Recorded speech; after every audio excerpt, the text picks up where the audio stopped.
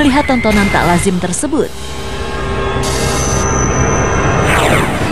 Kalau yang baby sendiri berapa? Kalau aku sendiri ada Lingling, ada Suti, ada Anastasia, ada Lisa, terus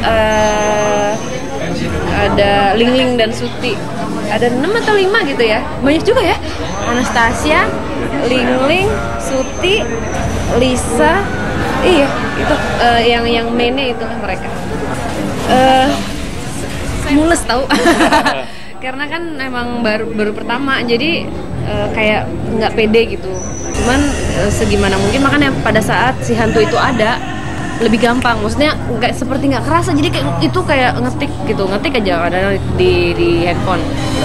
Jadi setelah selesai baru dibaca lagi tuh, nanti baru dibenerin. Nah itu banyak tanya juga Marisa, makanya dia sampai bosan. Telepon gue mulu sih, katanya ganggu gue mulu. Cuman dia seneng ngasih, maksudnya dia dengan senang hati, dengan sabarnya ngasih tahu lagi, Mbak nggak apa-apa, kamu bisa, terus kayak pede aja, coba pelan-pelan kamu lebih konsentrasi atau panggil lagi kayak gitu-gitu. Jadi banyak pelajarannya dan positif ya lah. Dari umur 8 tahun. Terus ya udah, dengan berjalannya waktu kayak sempet hilang karena apa ya, nggak mau terlalu mikirin gitu, takut lah. Sampai akhirnya terus berjalannya waktu, ya udah sampai hari ini akhirnya bisa menerima gitu. Dan tapi pertama kali lihat umur 8 tahun.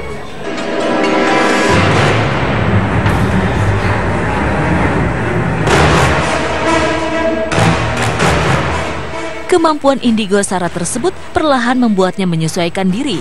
Mulai berkomunikasi dengan beberapa makhluk halus, wanita 35 tahun ini pun menjadikan mereka sahabat. Menurut Sarah, teman-teman dari dunia lain tersebut tidak bersifat jahat, seperti yang kerap ada di benak orang awam.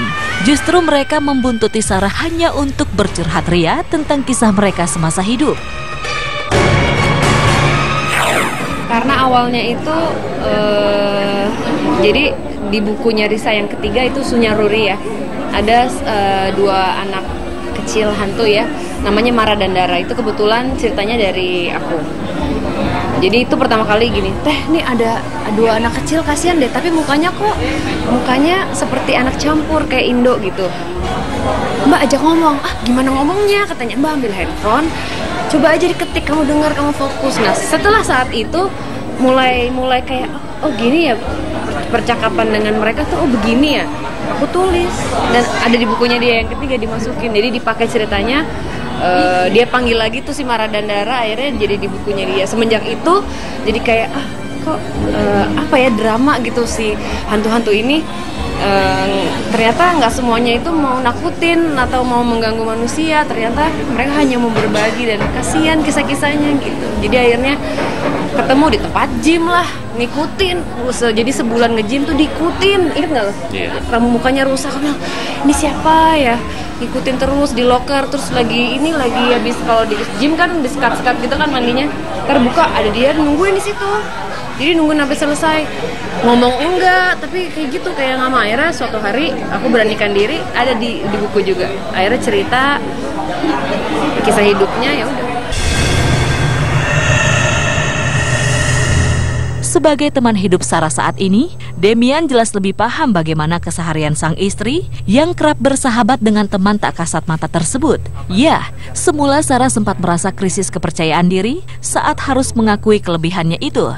Pasalnya ia takut dicap sebagai wanita aneh hanya karena bisa melihat sebangsa lelembut. Namun ketakutan Sarah pun tak terbukti, Demian justru mensupportnya.